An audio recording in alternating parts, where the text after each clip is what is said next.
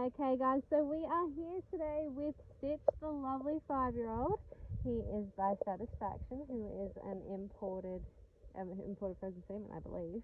And he is going very well. He's very quiet, but he is very big. He is probably edging on 17.2, maybe just under, maybe 17.5. But he is a lot of horse, and he's got quite an active back hind end there, so you can see.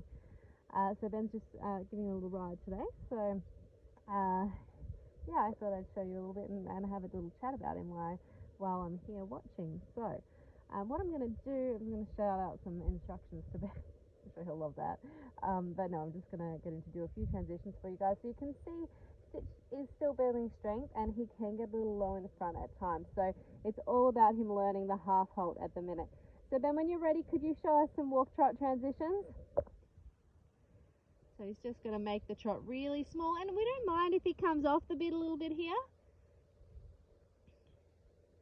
I think he's just taking his headphones out so he can hear me.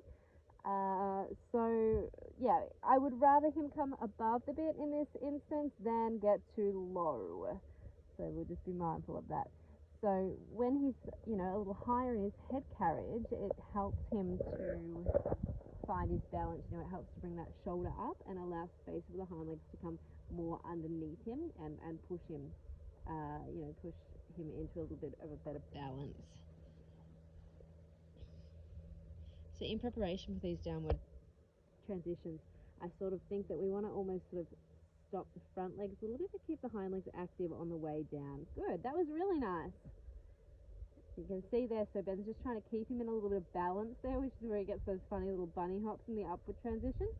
Because what we're trying to encourage him to do is to not throw his neck and shoulder in the upward transition, but instead to sort of lift his shoulder and push off his hind legs to go from walk to trot. Then if you can now start to make less walk steps towards one step of walk. We haven't really done a lot of this yet, but he's probably ready to start doing a little bit more of this. Ben has actually taken over Stitch's training mostly lately. I do find him a little bit big for me, but good, great job. So yeah, there was a little inconsistency in the head, but we're not looking at the head, guys, right now. We're looking at what the body is doing and what the hind legs are doing. So we might do 2 more of those if you can. And activate. Good. Don't worry if he comes off the bit, it doesn't matter. I've just explained that. More about that reaction, to the leg, and trying to get him to, we want to load that hind leg up with all that weight from the front and that he's still building strength in. Alrighty, can we change rein?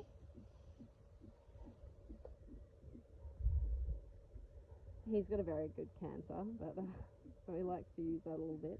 He's some really good paces. He just, these bigger ones sometimes take a little bit longer to start to get a little bit of strength happening. Good. He's quite supple laterally. Good. Ben's got a really sore shoulder today, so he's feeling it a little bit. Nice swing there, Ben. And good balance. Okay, can we do just a walk trot transition however you like the first time? You can see there he got a little strong, so Ben will make a halt and actually correct it with the rein back. Now the reason we do that, guys, is because if they come against the hand like that, you saw Stitch kind of got a little flat. That's different to coming above the bit. When they get flat and long like that, they're actually kind of disengaging their hind leg, which is not what we want to do. Whereas if they come off the bit in an upwards direction, that shoulder will come with them and it will tend to load up the hind leg. So it's not always the worst thing, but that's different to just pushing past the boundary of the contact. So in that case, that's where Ben might put a rein back when that happens. And sometimes it can be more on one side than the other, depending on their crookedness and their straightness. You can just see there Ben finding the right balance between the trot and the canter. If you can do one that's a little closer together, so less walk steps for me. And wind down, take your time. So we want to wind down. Yeah, that was good. Really good. Okay, awesome. Now can you change rein again? Can do a tight turn there, which is really good for him. All these turns to keep these big, it's just a little bit of a bus. He's a big unit. So all these turns are going to help keep him really supple. That was a very nice swing out of that turn. In fact, let's make a few turns like that. Let's make a few turns like that, like really sort of tight, a bit of left, a little bit of right. and in this like exercise, but yeah, Ben's not gonna, he's gonna try not to follow any pattern. That looks great. That left bend there looks fantastic. He's gonna do it here, so Stitch is gonna be like, oh my god, I can't turn there. But we're gonna be like, no, well, you have to be more supple. Now it's really important to remember that, guys, at this stage in a horse's training, you know, at the younger years is the most optimal time to teach them how to be supple and use their body in the best possible way. You know, it's really difficult to teach an 8-year-old that hasn't done anything how to be supple. You know, these muscles, you know, their muscles are all fresh and young and ready to kind of develop that flexibility. It's really helpful there. All right, stay right now, and I want to just see if you are able to change the pace with, change the trot a little within the pace. So a bit bigger trot, bit smaller trot. And you may need a little bit of right yield in that. So he's sort of going to be working on pushing him out around the inside leg. Yeah, great. And then kind of pushing him into a smaller trot, pushing him back out to a bigger trot. So if you guys have been following my carousels at all, you might have seen I've been talking a little bit about simultaneously working longitudinal suppleness and lateral suppleness. This is a good exercise, a good example of both in a way that you can use it for a young horse. So Ben's pushing him around that right leg, which creates the lateral suppleness, okay, which is the side-to-side suppleness in relation to the line you're on through the front of the rib cage, you know, mostly in this case. And then the longitudinal suppleness, which is over at his back from his tail to his poll. That's going to be the shortening and expanding of his back through the upwards and downward transitions through the trot. Sorry, that was a bit of a mouthful, guys. I hope that made sense to you. And change rein, we'll do a couple of them the other way.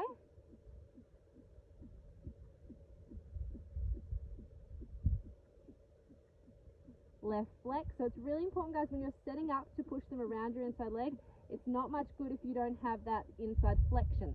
Now, flexion is the face only. You can see that Ben's having a little bit more of a conversation this way about the flexion, and that's why he had to go into a smaller circle.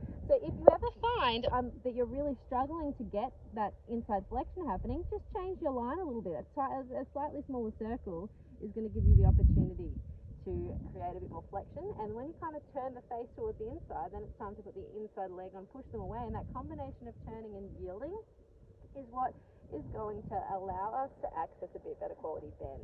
You just see there Ben's playing a little bit with tempo, and you can see Stitch is finding, you know, he thinks that it's easier to canter than to do big trots. So you can just see him struggling a little with that. Yeah, exactly. Yeah, good. But coming down there, Ben really found balance. He actually started to access a bit of self-carriage. That was really good. Well done. All right, you can have a canter when you're ready. He's really good in the canter. I would say that that's his stronger pace. He's a bit more, he's very naturally balanced. He's a little, now he's like, I've broken his canter, corrected me so many times.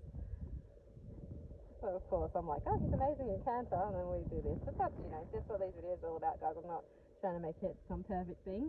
You know, the promo videos, we try and make that the nice bits, and then we show you guys a little bit more of this, which is the behind the scenes kind of stuff. So yeah, it helps you guys to assess suitability, all that kind of thing. Good. And within this canter here, Ben, just see if you can flex him a little bit more.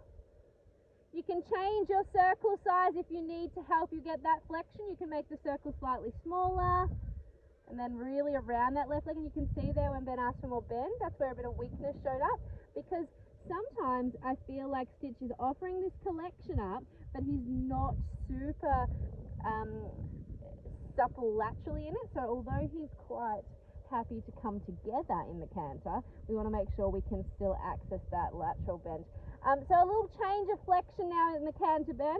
So you'll see this, he might drop out because this is new to him. Yeah, so a little left flexion, little right, and that's very new to him, but it's going to help just with any little rigid bits through his rib cage.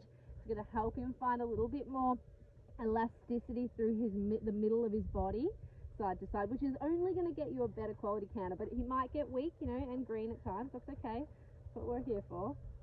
Good. Perfect. And it's also going to open the door to a little bit more straightness, and straightness is everything, you know, with the young horse. When they learn, that's where the engagement comes from and the connection. Good. You can change rein when you're ready.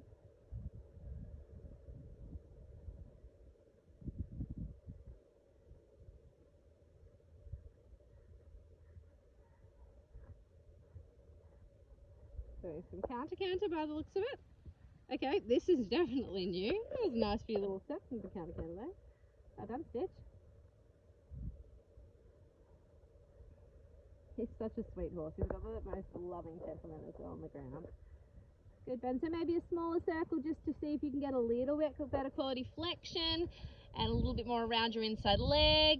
And then we're going to use that to go into our changes of flexion a little bit. Now, the reason that I'm starting off here with this inside bend is to get him to let go, get him to find a little bit more of that suppleness and elasticity and flexibility through the right rib cage.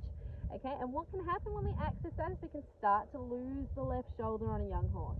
So that's why then we go into changing the flexion between counter flexion and true flexion, because that gives us the opportunity to straighten the shoulder in between. So we sort of establish that right bend, get him off the right leg a little more. This way is a little harder by the looks of it in the canter. A bit more flexion, stay there, push him out. There we go, push him out. And you can see Ben has to keep turning as he pushes him out because he gets a little blocky in the right. Lovely transition there. We're just going to go and get our right flexion a little bit more. So working on that, we're prioritizing that lateral suppleness, moving him off the right leg, carrying that right hand. Sorry guys, I just nearly lost my phone. Bit more canter now. As you start to align the body, the right hind comes underneath the body. Then we can start to look for a bit more ground cover and opening everything up. But there's not much point opening everything up if he's not in that alignment, because he needs that to support his big body in these big paces. That looks great. A little bit more canter. There. This way is not as naturally in alignment, so Ben's working a little harder to create that space for that inside hind to kind of come through. You see, it's a little, it's a little weak at times. Good. And it's more about the right bend this way than the straightening of the shoulder, because he does tend to fall in a little bit through the right rib cage or the right shoulder and block a little through the right flexion. So once you get that, we don't need so much counterflex this way. Good. Really good. Whenever you're ready, Ben, you can maybe do a little stretchy trot or long range trot. And maybe just some little figure eights or something to cool him down in that bit long range trot. Nice. You can see there that Stitch is able to maintain a consistent rhythm, which is really super. He's maintaining an independent rhythm as well. So if Ben throws away the reins, he won't get faster. Let's see. Get a little emu style, but that's okay. The main test there was about the rhythm, and you can see just when he is keeping that, he's starting to learn about the stretching. He's still kind of figuring all that out. Good. When you're ready, Ben, you can come to walk.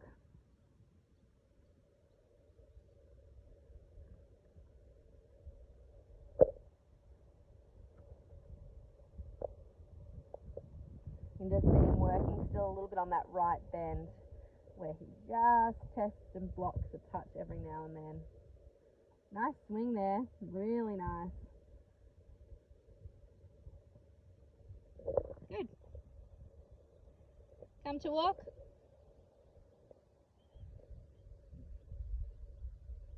Walk to me.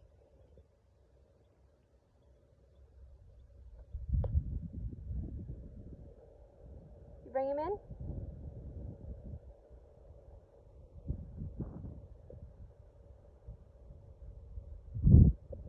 He's not a very spooky horse. He's quite brave, wouldn't you say, Ben? He's not a very spooky horse.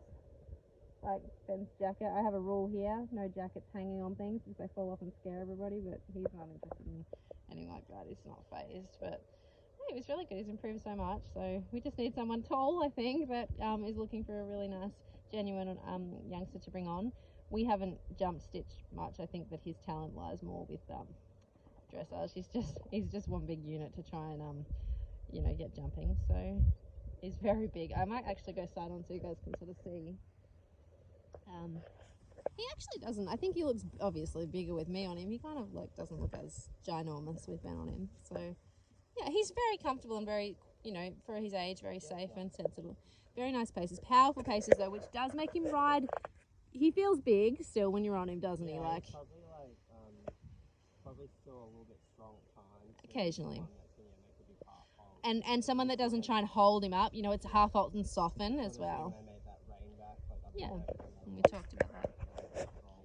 And he's kind of a bit lazy as well, so we sort of need someone that can really keep him in the middle, like ride him forwards and balance him at the same Yeah, time. it's sort of, so what Ben's sort of saying there is, you know, you need to be able to keep enough impulsion up, but not hold on to him. You know, you would kind of half halt and soften, so he finds it, not because he's going to do anything or take off, but because he needs to find his own balance. He's still quiet, and he has really nice genuine. pace. Like he will bring himself along quite well. But Yeah. he needs someone that can manage.